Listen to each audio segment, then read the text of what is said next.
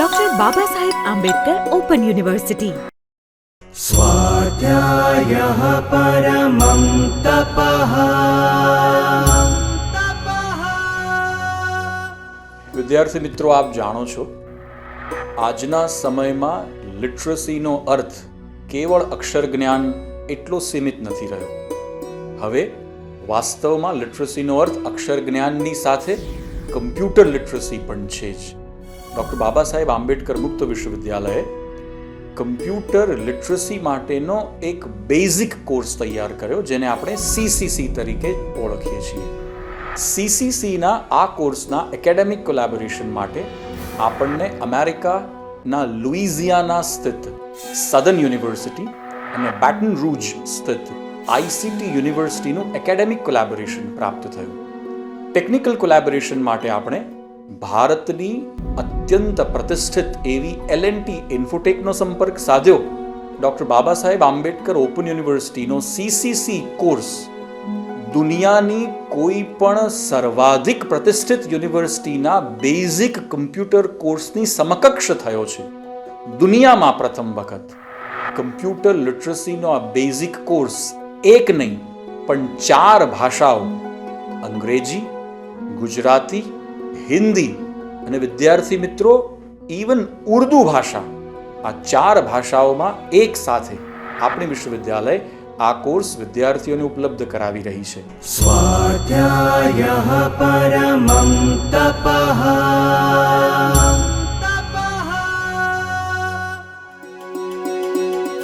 Doctor Baba Saheb Ambedkar open university, જ્યાં જ્ઞાનના અંકુરો વિજ્ઞાનનો ઉદ્યાન ખીલવે છે। આજે જ લોગ ઓન કરો www.baou.edu.in।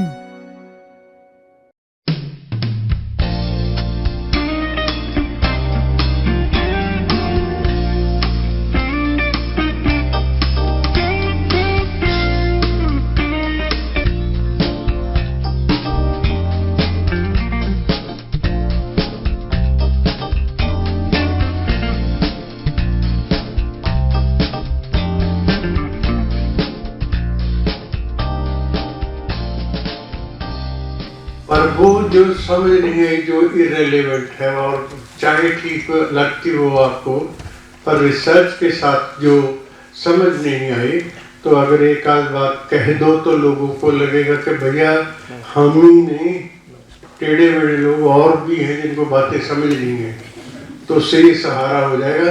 पर अपन उसको टाइम पीरियड 3-4 मिनट लगाएंगे। सिर्फ क्या बात नहीं समझ आई उससे माहौल को सहारा मिलेगा और मेरे को रास्ता मिलेगा कि मैं क्या बोलूँ फ्यूचर में, मतलब अपने 2 घंटे में। 2-4 लोग कोई भी जो बोलना चाहे खड़े होकर जल्दी से क्या बात नहीं। हाँ सर, आपने स्लाइड शो जो दिया है उसमें एक चीज़ है process of analysing field data. 3 type उसमें मेंशन किए हुए, data pieces, data categories and the data patterns. Sir वो चीज़ क्या है, वो नहीं समझ में आया।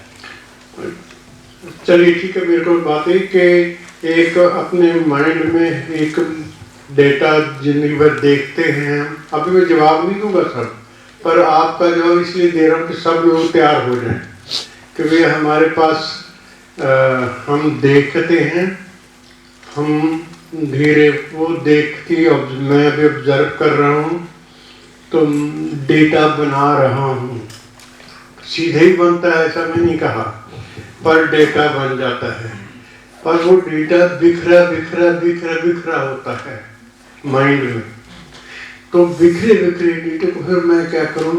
अच्छा भाई, लड़कियां यहाँ बैठी हैं, देखो इधर मैंने पैटर्न बनाया है, ये 3 मान लो 3 लड़कियां बैठी हैं, भैया आपको लड़की है तो ये 3 लड़कियां बैठी हैं और 3 आदमी बैठे हैं और 3 कुछ बैठे हैं, बड़े आदमी बैठे हैं और छोटे। ये हुआ मैं कैटेगरीज बना रहा हूँ।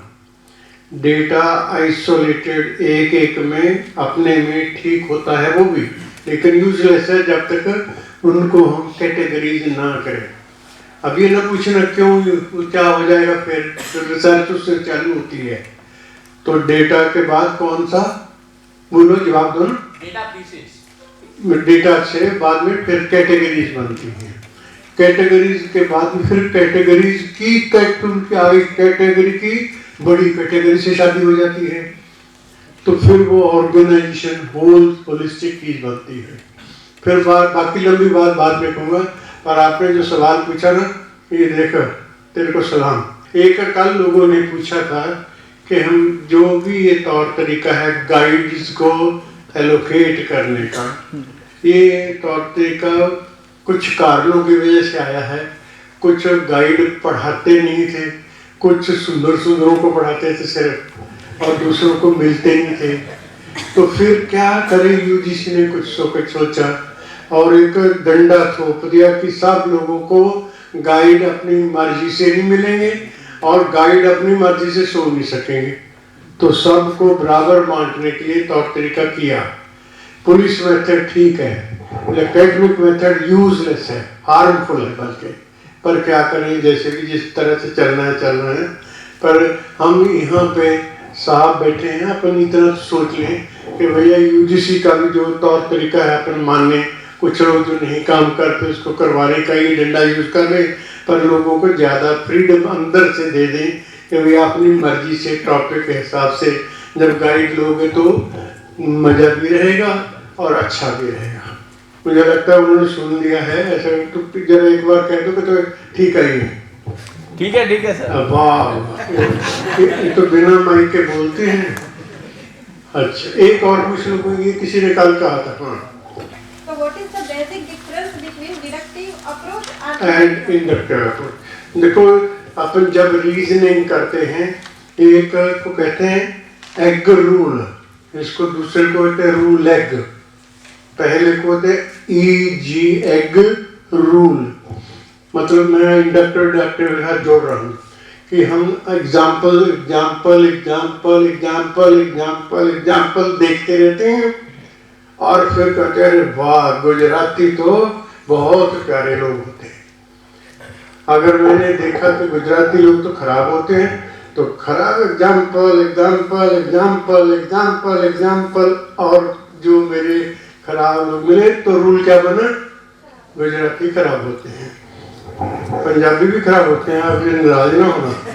तो मतलब जब हम डेटा से शुरू करें, एग्जाम्पलों से शुरू करें और एंड रिजल्ट बनाए रूल, जिसको कह लो एग रूल या उसको कह लो इंडक्टिव अप्रोच।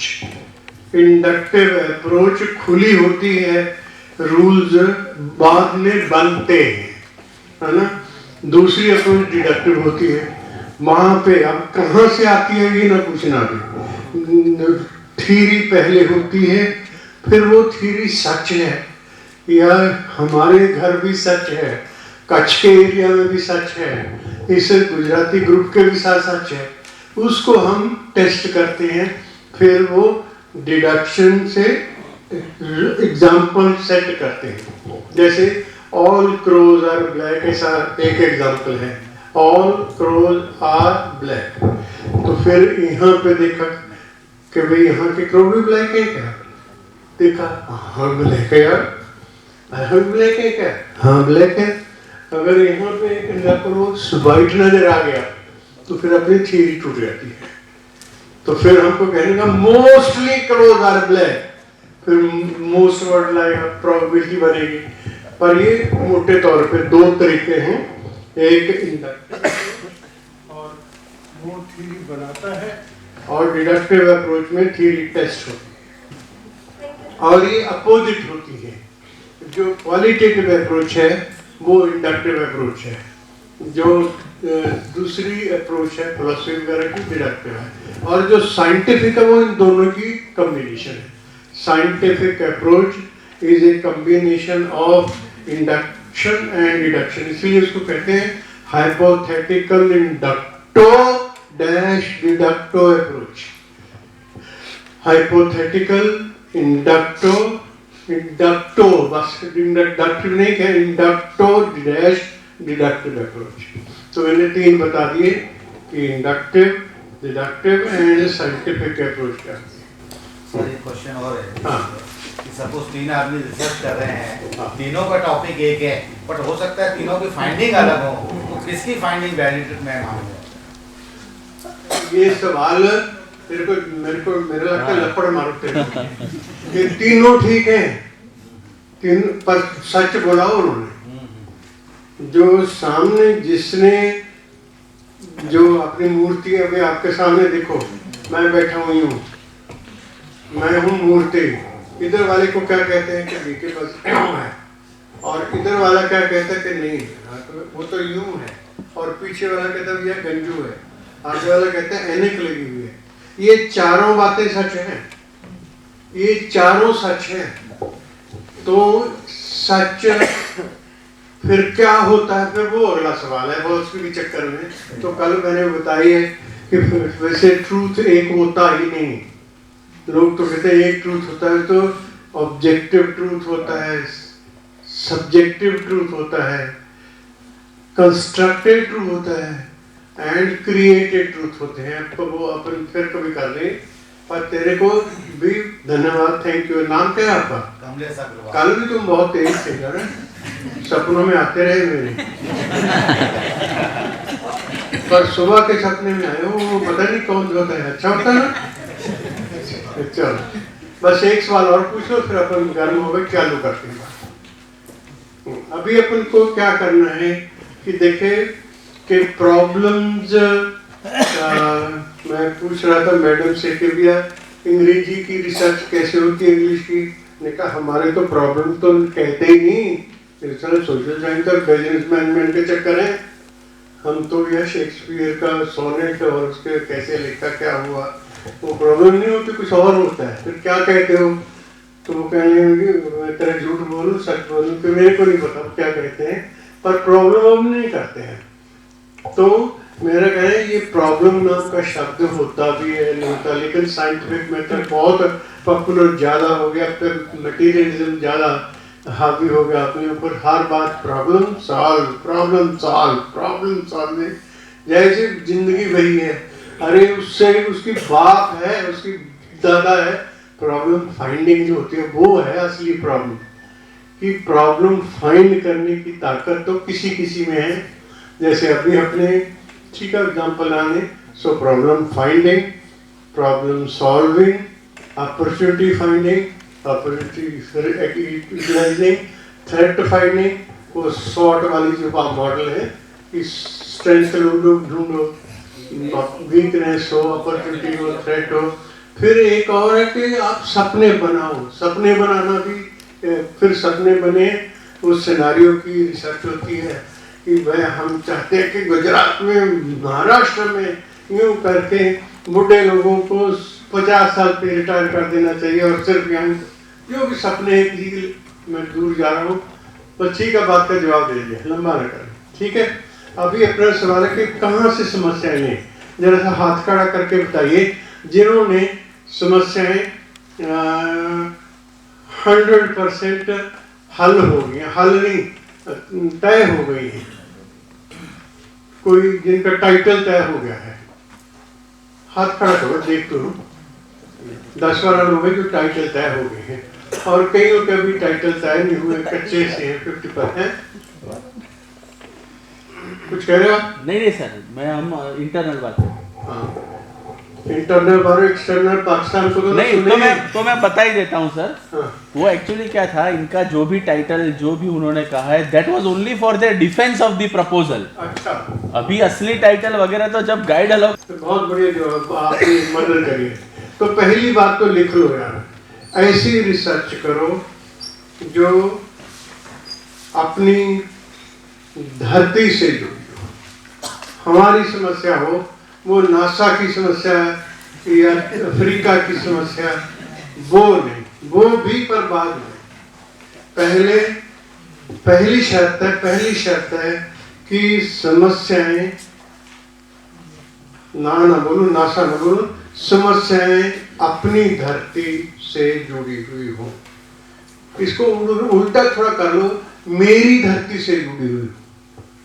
मेरी मीन मेरा कॉलेज, मेरे लोग, मेरी, इसको और लंबा कर लो, भाई साहब से बात करते हो, प्रिंसिपल साहब हैं एक मैं कॉलेज के ऑर्गेनाइजेशनल क्लाइमेट का काम कर रहा हूँ, पर मैं ऑर्गेनाइजेशनल क्लाइमेट 1 वर्सेस 2 को कंपेयर करूँगा। ये रिसर्च PhD तो मिल जाएगी, पर ये रद्दी रिसर्च है भाई, इधर इसको बता दूँ कहाँ है वो प्रिंसिपल साहब। यहाँ पे कहाँ थे कि चाय पी रहे थे सुबह, बड़े आदमी थे, हाँ वो बैठे पीछे, दूर बैठे हो ना, दिल के तो नजदीक हो पर बॉडी से दूर हो। ये तरह की समस्या है। आप तो अपना कॉलेज लो, उसके सपने लो, और कंपेयर कंट्रास्ट का कंट्रोल ग्रुप नहीं चाहिए।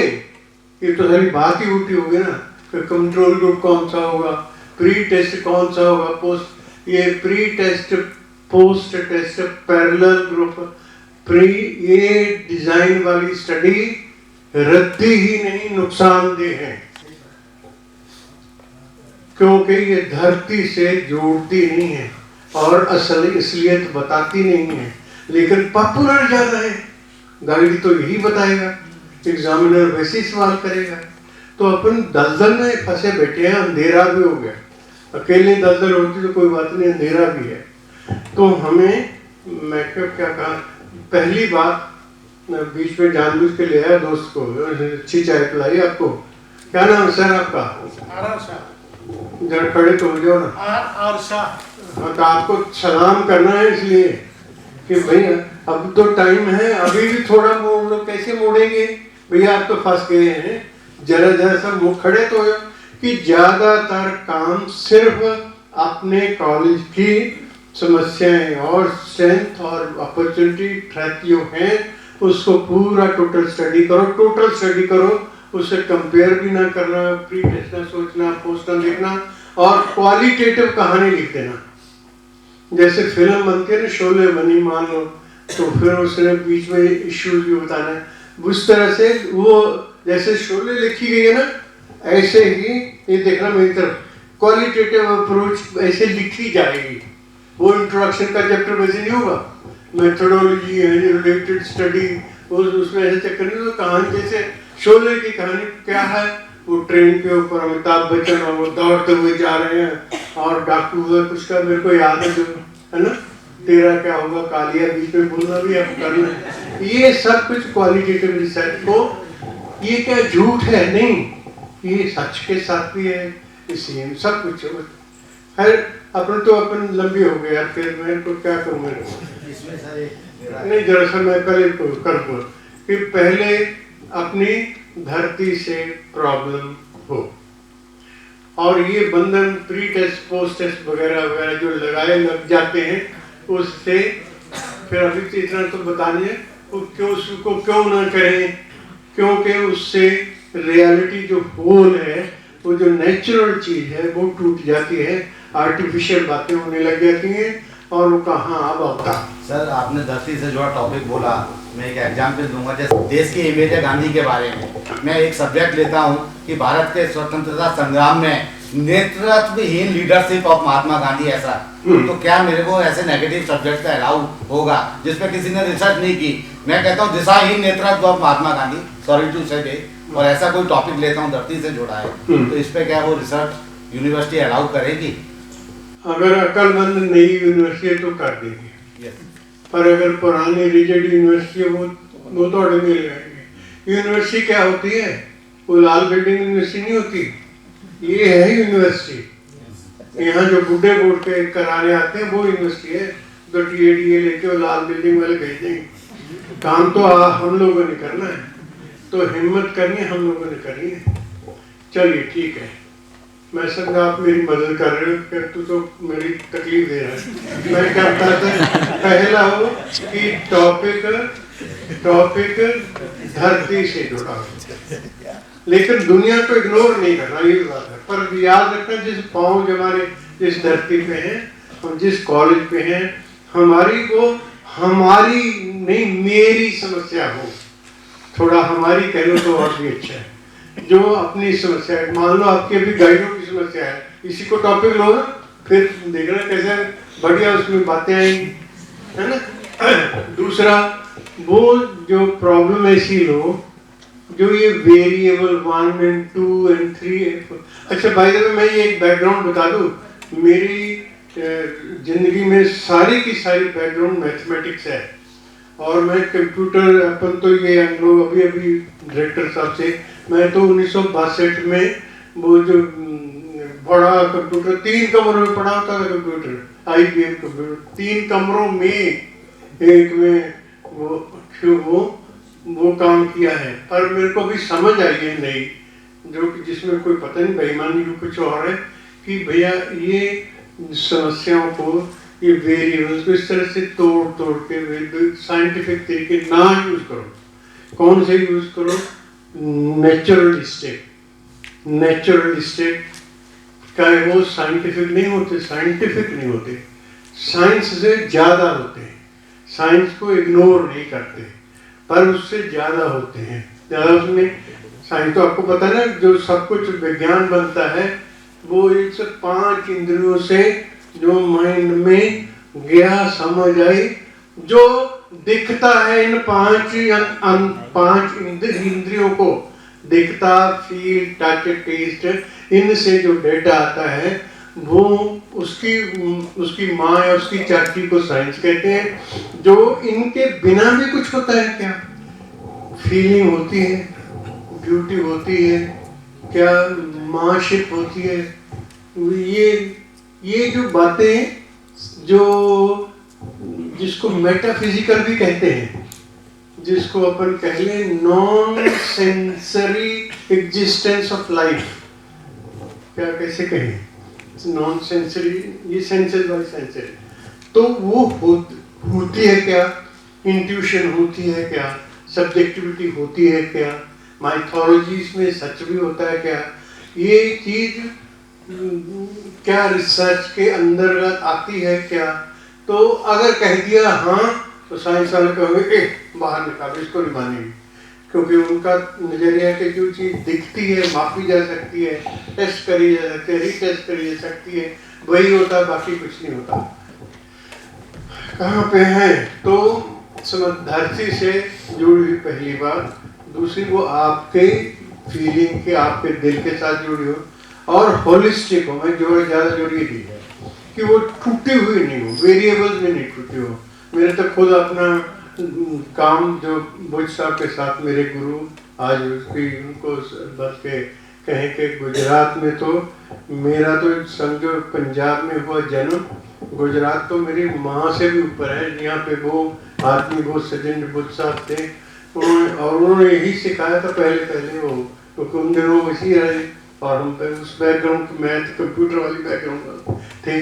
तो मेरे एक्सपीरियंस से ये अंदाजा लगा लो, मान लो कि समस्या को इतना, इसको किसने सुना हो तो मेरे को बताना, चाहे फ्रंट वाला। रिडक्शनिज्म सुना किसने?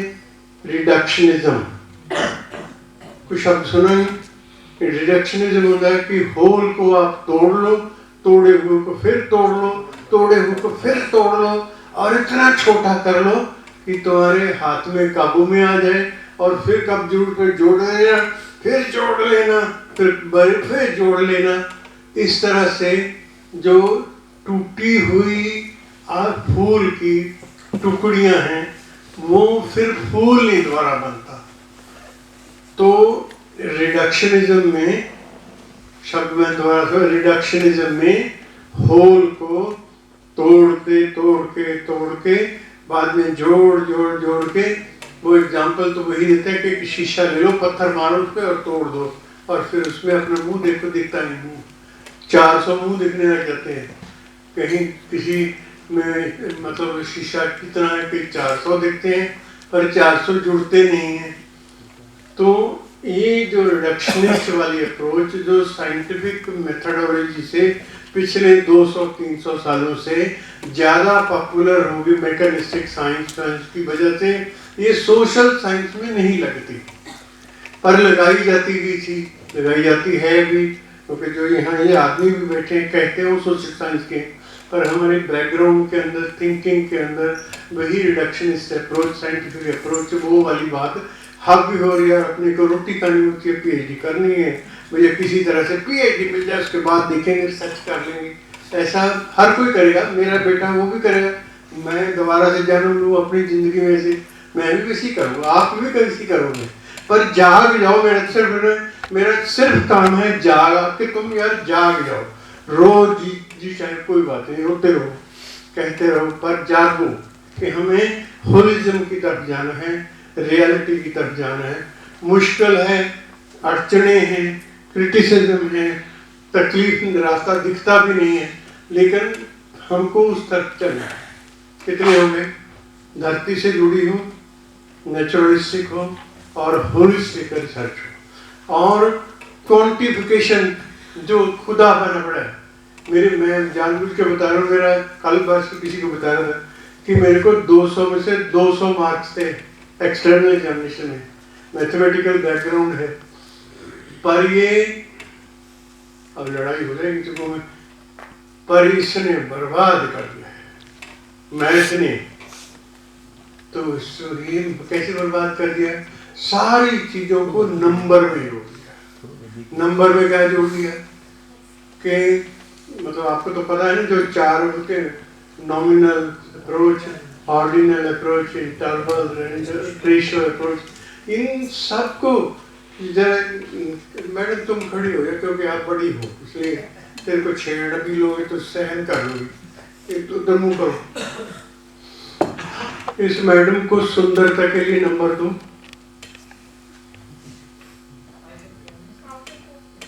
हैं?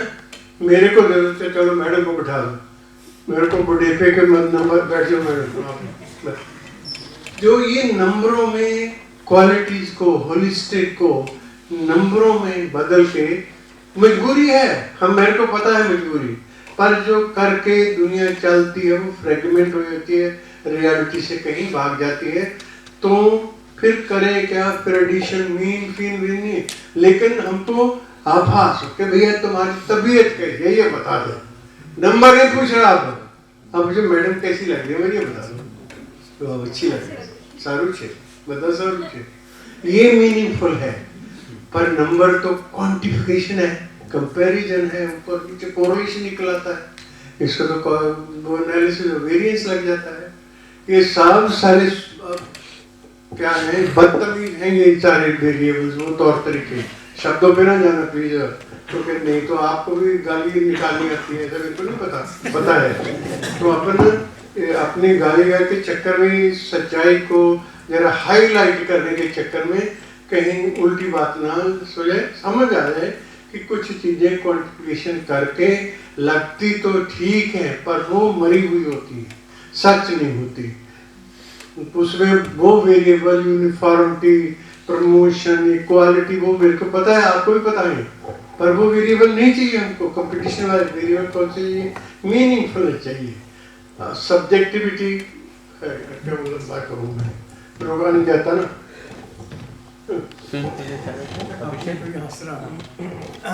तो ऐसे समझो कि रिसर्च ऐसी पिकअप करना जो ABCDFGH के कैरेक्टरिस्टिक्स हो, वो से जुड़े हो, आपके कंट्रोल में हो, अब सब यूजफुल हो वगैरह वगैरह, ऐसी रिसर्च करके करना।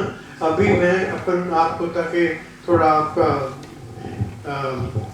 आपकी परमिशन से दिखा दे, वो वाली बात समझ आएगी। नहीं सर, वो कर लें। हाँ, तो एक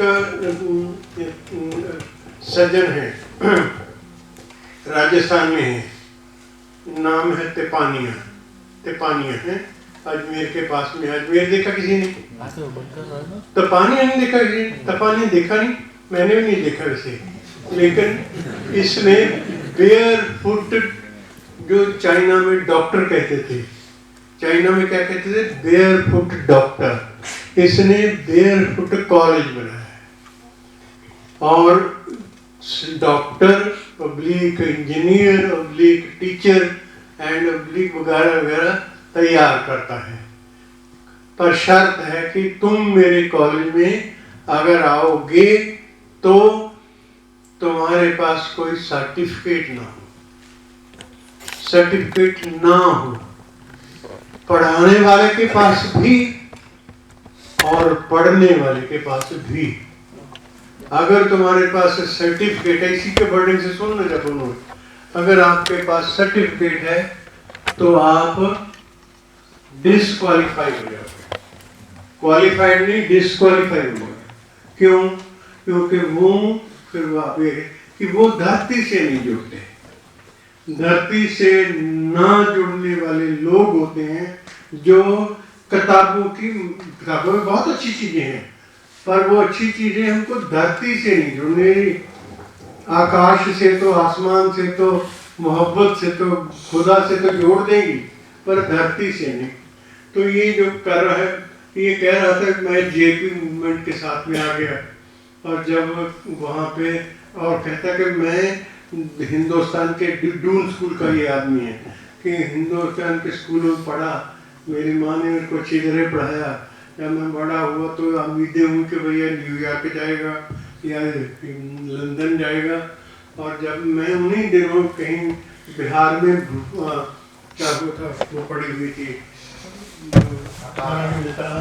अकाल, आपने देखी होंगी, सुनिए क्या अच्छा अंदाजा लगाया। वहाँ पे गया तो लगा कि अरे ये देश है, ये सारे सबसे बढ़िया पृथ्वी, पानी, हवा, ये छह चीजें कनाडा में नहीं होती, जो डायरेक्टर साहब पढ़ के आए वहाँ पे, वहाँ नहीं होता।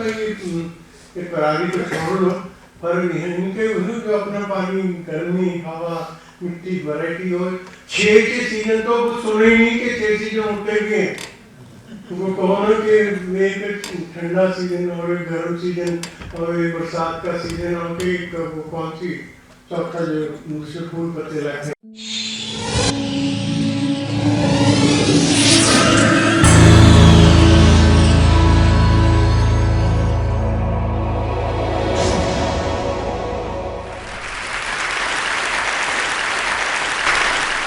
I'd like to take you to another world, and I'd like to share a 45-year-old love story with the poor living on less than $1 a day. I went to a very elitist, snobbish, expensive education in India, and that almost destroyed me. I was all set to be a diplomat, teacher, doctor, all laid out. I don't look it, but I was the Indian national squash champion for 3 years. The whole world was laid out for me. Everything was on my feet. Could do nothing wrong. And then I thought, out of curiosity, I'd like to go and live and work, and just see what a village is like. So in 1965, I went to what is called the worst Bihar famine in India, and I saw starvation, death, people dying of hunger for the first time. Changed my life. Came back home, told my mother, I like to live and work in a village. Mother went into a coma. What is this? The whole world is laid out for you, the best jobs are laying out for you, and you want to go and work in a village? I mean, is there something wrong with you? I said, no, I've got the best education, it made me think, and I wanted to give something back in my own way. What do you want to do in a village? No job, no money, no security, no prospect. I said, I want to live and dig wells for 5 years. Dig wells for 5 years? You went to the most expensive school and college in India and you want to dig wells for 5 years? She didn't speak to me for a very long time because she thought I'd let my family down. But then I was exposed to the most extraordinary knowledge and skills that very poor people have, which is never brought into mainstream, which is never identified, respected, applied on a large scale. And I thought I'd start a barefoot college only for the poor. What the poor thought was important would be reflected in the college. Went to this village for the first time. Elders came to me and said, are you running from the police? I said, no. You failed in your exam? I said, no. You didn't get a government job? I said, no. What are you doing here? Why are you here? The educational system in India makes you look at Paris and Delhi and Zurich. What are you doing in this village? Is there something wrong with you you're not telling us? He said, no, I want to actually start a college only for the poor. What the poor thought was important would be reflected in the college. So then they gave me some very sound and profound advice. They said, please, don't bring anyone with a degree and qualification into your college. So it's the only college in India where if you should have a PhD or a master's, you're disqualified to come. You have to be a cop-out or a washout or a dropout to come to our college. You have to work with your hands. You have to have a dignity of labor. You have to show that you have a skill that you can offer to the community and provide a service to the community. So we started the Barefoot College and we redefined professionalism. Who is a professional? A professional is someone who has a combination of competence, confidence, and belief. A water diviner is a professional. A traditional midwife is a professional. A traditional bone setter is a professional. These are professionals all over the world. You'll find them in any inaccessible village around the world. And we thought that these people should come into mainstream and show that the knowledge and skills that they have is universal. It needs to be used, it needs to be applied, it needs to be shown to the world outside that these knowledge and skills are relevant even today. So the college works following the lifestyle and work style of Mahatma Gandhi. You eat on the floor, you sleep on the floor, you work on the floor. There are no contracts, no written contracts. You can stay with me for 20 years, go tomorrow. And no one can get more than $100 a month. You come for the money, you don't come to Barefoot College. You come for the work and the challenge, you come to the Barefoot College. That is where we want you to try crazy ideas. Whatever idea you have, come and try. Doesn't matter if you fail. Battered, bruised, you start again. It's the only college where the teacher is the learner and the learner is the teacher. And it's the only college we don't give a certificate. You are certified by the community you serve. You don't need a paper to hang on the wall to show that you are an engineer. So when they said that, they said, well, show us what is possible. What are you doing? This is all mumbo jumbo if you can't show it on the ground. So we built the first Barefoot College in 1986. It was built by 12 barefoot architects who can't read and write. Built on $1.50 a square foot. 150 people lived there, worked there.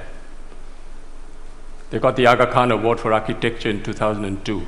But then they suspected, they thought there was an architect behind it. I said, yes, they made the blueprints, but the barefoot architects actually constructed the college.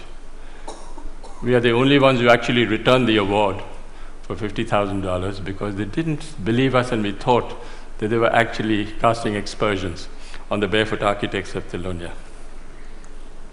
I asked a forester, high-powered, paper-qualified expert. I said, what can you build in this place? He had one look at the soil and said, forget it, no way, nothing can work. No water, rocky soil. I was in a bit of a spot, and I said, okay, I'll go to the old man in the village and say, what should I grow in this pot? He looked quietly at me and said, you build this, you put this, and it'll work. This is what it looks like today. Went to the roof, and all the women said, clear out. The men should clear out because we don't want to share this technology with the men. This is waterproofing the roof. It is a bit of jaggery, bit of urine, and a bit of other things I don't know, but it actually doesn't leak. Since 1986, it hasn't leaked. This technology, the women will not share with the men. It's the only college which is fully solar electrified. All the power comes from the sun. 45 kilowatts of panels on the roof and everything works out of the sun for the next 25 years. So long as the sun shines, I have no problem with power. But the beauty is that it was installed by a priest, a Hindu priest who's only done 8 years of primary schooling. Never been to school, never been to college. He knows more about solar than anyone I know anywhere in the world. Guaranteed. food, if you come to the Barefoot College, is solar cooked. But the people who fabricated that solar cooker are women. Illiterate women who actually fabricate the most sophisticated solar cooker. It's a parabolic Schaeffler solar cooker. Unfortunately, they're almost half German. They're so precise. You'll never find Indian women so precise. Absolutely to the last inch, they can make that cooker. And we have 60 meals twice a day of solar cooking. We have a dentist. She's a grandmother, illiterate, who's a dentist. She actually looks after the teeth of 7,000 children. Barefoot technology. This was 1986, no engineer, no architect thought of it, but we are collecting rainwater from the roofs. Very little water is wasted. All the roofs are connected underground to a 400,000 liter tank, and no water is wasted. If we have 4 years of drought, we still have water in the campus because we collect rainwater. 60% of children don't go to school because they have to look after animals, sheep, goats, domestic chores. So we thought of starting a school at night for the children. We call the night schools of Thilonia. Over 75,000 children have gone through these night schools because it's for the convenience of the child, it's not for the convenience of the teacher. And what do we teach in these schools? Democracy, citizenship, how you should measure your land, what you should do if you're arrested, what you should do if your animal is sick. This is what we teach in the night schools. But all the schools are solar lit. Every 5 years, we have an election between 6 to 14-year-old children participate in a democratic process, and they elect a prime minister. The prime minister is 12 years old. She looks after 20 goats in the morning, but she's prime minister in the evening. She has a cabinet, Minister for Education, Minister for Energy, Minister for Health, and they actually monitor and supervise 150 schools for 7,000 children. She got the World's Children's Prize 5 years ago, and she went to Sweden. First time ever going out of a village, never seen Sweden, wasn't dazzled at all by what was happening. And the Queen of Sweden, who's there, turned to me and said, "Can you ask this child where she got her confidence from? She's only 12 years old, and she's not dazzled by anything." And the girl who's on her left turned to me and looked at the Queen straight in the eye and said, "Please tell her I'm the Prime Minister."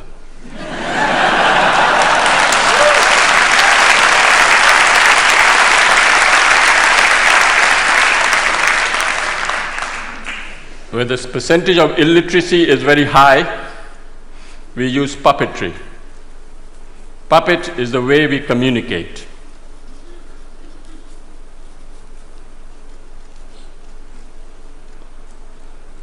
You have Joachim Chacha, who's 300 years old. He's my psychoanalyst, he's my teacher, he's my doctor, he's my lawyer, he's my donor. He actually raises money, solves my disputes.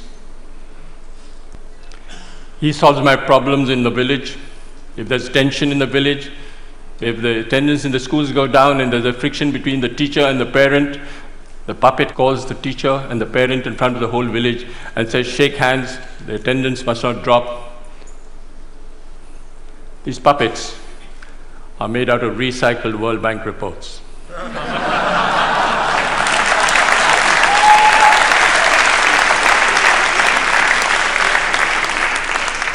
So this decentralized, demystified approach of solar electrifying villages, we've covered all over India, from Ladakh up to Bhutan. All solar electrified villages by people who have been trained. When we went to Ladakh and we asked this woman, at -40 you have to come out of the roof because there's no place, it was all snowed up on both sides. And we asked this woman, what was the benefit you had from solar electricity? And she thought for a minute and said, "It's the first time I can see my husband's face in winter." Went to Afghanistan. One lesson we learnt in India was men are untrainable. Men are restless, men are ambitious, men are compulsively mobile, and they all want a certificate. All across the globe, you'll have this tendency of men wanting a certificate. Why? Because they want to leave the village and go to a city looking for a job. So we came up with a great solution: train grandmothers. What's the best way of communicating in the world today? Television? No. Telegraph? No. Telephone? No. Tell a woman.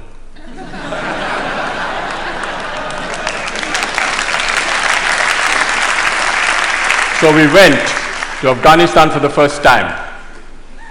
And we picked 3 women and said, we want to take them to India. They said, impossible. They don't even go out of their rooms and you want to take them to India. I said, I'll make a concession. I'll take the husbands along as well. So I took the husbands along. Of course, the women were much more intelligent than the men. In 6 months, how do we train these women? Sign language. You don't use the written word.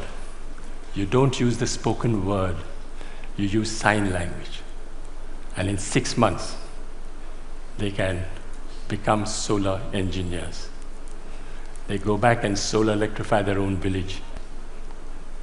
This woman went back and solar electrified the first village, set up a workshop. The first village ever to be solar electrified in Afghanistan were by the 3 women. This woman is an extraordinary grandmother, 55 years old, and she solar electrified 200 houses for me in Afghanistan, and they haven't collapsed. She actually went and spoke to an engineering department in Afghanistan and told the head of a department the difference between AC and DC. Didn't know. Those 3 women have trained 27 more women and solar electrified 100 villages in Afghanistan. We went to Africa and we did the same thing. All these women sitting in one table from 8, 9 countries, all chatting to each other, not understanding a word because they're all speaking the different language. But their body language is great. They're speaking to each other and actually becoming solar engineers. I went to Sierra Leone, and there was this minister driving down at the dead of night, comes across this village, comes back, goes into the village and says, well, what's the story? They said, these 2 grandmothers. Grandmothers? Minister couldn't believe what was happening. Where did they go? Went to India and back. Went straight to the president. He said, do you know there's a solar electrified village in Sierra Leone? He said, no. Half the cabinet went to see the grandmothers the next day. What's the story? So he summoned me and said, can you train me 150 grandmothers? I said, I can't, Mr. President, but they will. The grandmothers will. So he built me the first barefoot training center in Sierra Leone. And 150 grandmothers are being trained in Sierra Leone. Gambia. I went to select the grandmother in Gambia. Went to this village, I knew which woman I would like to take. The community got together and said, I'll take these 2 women. I said, no, I want to take this woman. They said, why? She doesn't know the language, you don't know her. I said, no, I like the body language, I like the way she speaks. Difficult husband, not possible. Call the husband. Husband came. Swaggering, politician, mobile in his hand, not possible. Why not? The woman, look how beautiful she is. I said, yeah, she's very beautiful. What happens if she runs off with an Indian man? That was the biggest fear. I said, she'll be happy, she'll ring up in a mobile. She went like a grandmother and came back like a tiger. She walked out of the plane and spoke to the whole press as if she was a veteran. She handled the national press and she was a star. And when I went back 6 months later, I said, where's your husband? Oh, somewhere, doesn't matter. Doesn't matter. Doesn't matter. Success story.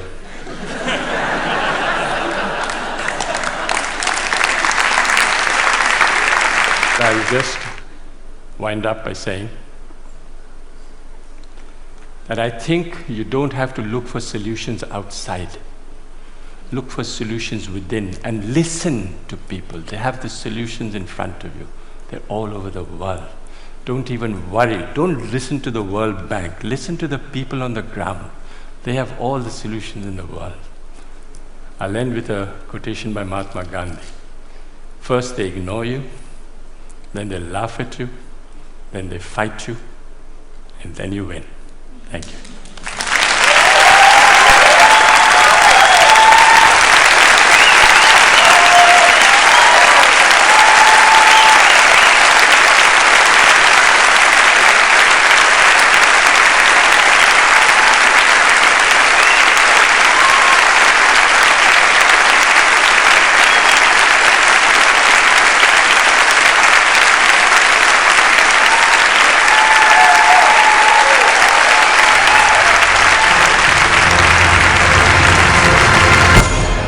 अंग्रेजी है, जल्दी जल्दी है, समझ नहीं आती, पर टुकड़ों में आती है। तो 25-30 टुकड़े कहीं जोड़ के, हालांकि वो तो हम मेथड गलत है, टुकड़े कभी जुड़ते नहीं हैं, होल से पार्ट टुकड़े बनते हैं। अपन तो यही तो कर रहे हैं कि हुस्से का पर मजबूर है टुकड़ों में 8-7 आदमी खड़े होकर जल्दी जल्दी बताओ क्या देखा। जैसे रविन्द्रनाथ टैगोर ने कहा था कि ईश्वर उसके साथ नहीं है जो एसी में बैठ के, मैं लिंक कर रहा हूँ, ईश्वर उसके साथ है जो कड़ी धूप में मेहनत में पत्थर जोड़ है। तो ऐसे ही एजुकेशन, उसमें ही 4 दीवारी में एसी में बैठ के मैं ले रहा हूँ, किताबी ज्ञान ले रहा हूँ। जमीन की हकीकत यह है कि जो पुअर अभावग्रस्त लोग हैं उसको मैं अगर एजुकेट करके और कुछ भी चमत्कार अपने सबको टाइम देना। हाँ जी, હા એટલે રાજસ્થાનની અંદર એક એવી કોલેજ છે કે જેની અંદર જે પુઅર છે, ગરીબ લોકો છે, એ લોકોને શીખવવામાં આવે છે વસ્તુઓ, જ્યાં ક્વોલિફિકેશન છે ત્યાં લોકોને ડિસ્ક્વોલિફાઈ કરવામાં આવે છે, એટલે જે સર્ટિફિકેટ્સ ને બધું અવેલેબલ છે એ લોકોને ડિસ્ક્વોલિફાઈ કરવામાં આવે છે। એજ્યુકેશન સિસ્ટમને આપણે જે ડિગ્રી પીએચડીના ઇક્વિવેલન્ટ કરેલું છે, એટલે શું આપણે એવું જ વિચારી લઈએ છીએ કે જો એજ્યુકેશન લેવું હોય એટલે અલ્ટિમેટલી આપણા જોડે ડિગ્રી હોવી જોઈએ, પણ ઘણા બધા ડેટા ઉપરથી આપણને ખબર પડેલું છે કે ઇનફોર્મલ લર્નિંગ અને લોકો જોડેથી જેવું તમે આઈડિયા કલેક્ટ કરશો તો અલ્ટિમેટલી તમને એ પ્રોબ્લેમનું સોલ્યુશન મળી જશે। એટલે પ્રોફેશનલાઇઝ એપ્રોચ એટલું જ એટલું સોલ્યુશન નથી, પણ we have to listen everybody and consider the view point. अभी आपने लाइफ लॉन्ग एजुकेशन पे खड़े हो जाओ उतनी देर में काम किया है, तो हम ये सोच रहे हैं कि दुनिया का रास्ता तब होगा जब फॉर्मल स्कूल मरेगा, बहुत मजबूत है, नहीं भी मरेगा नहीं, मॉडिफाई होगा। और इनफॉर्मल थोड़ा सा, तो एक मॉडल है fine, formal, informal, non formal की लाइफ लॉन्ग लर्निंग शादी करनी है। फाइन, इनफॉर्मल, फॉर्मल, दोबारा बोलो, फॉर्मल, इनफॉर्मल, नॉन फॉर्मल की शादी लाइफ लॉन्ग धरती पे करनी है। पर बहुत सारी टाइयां उतर जाएंगी प्रोफेसरों की, क्योंकि अब तो हेडमास्टर नहीं रहोगे, तुम कुछ और बन जाओगे। Thank you. हाँ जी, बस दो આવડતને એકદમ માણસની અંદર જે કંઈ પણ છે, જે પણ સ્કિલ છે, આવડત છે, એને તમે નંબર્સમાં નહીં, સર્ટિફિકેટમાં નહીં, ડિગ્રીમાં નહીં, પણ એનાથી ઉપર છે। એટલે તમે ડિગ્રીમાં જ્યારે એને લઈ લો છો, માર્ક્સમાં લઈ લો છો, ત્યારે તમે એને લિમિટેડ કરી દો છો। એટલે આપણે એને લિમિટેડ નથી કરવાની, પણ એને અનલિમિટેડ કરવાની છે। લાસ્ટ વર્ષ। हाँ जी સરજી, આ ઘટનાને હું એક વસ્તુ સાથે જોડવા માંગુ છું। દુનિયાના એક મહાનતમ વ્યક્તિ વિવેકાનંદ, કે જેના ગુરુ રામકૃષ્ણ પરમહંસ, એમણે સ્કૂલનું ફોર્મલ એજ્યુકેશન લીધેલું જ નહીં। એ પોતાનું એજ્યુકેશન એમણે કુદરતના પ્રાકૃતિક તત્વોમાંથી શીખ્યા છે। मैं इस मैडम को धक्का मार के इसलिए कहा कि मैंने डोमिनेटेड दुनिया ही है, कोई बोलो तो सही।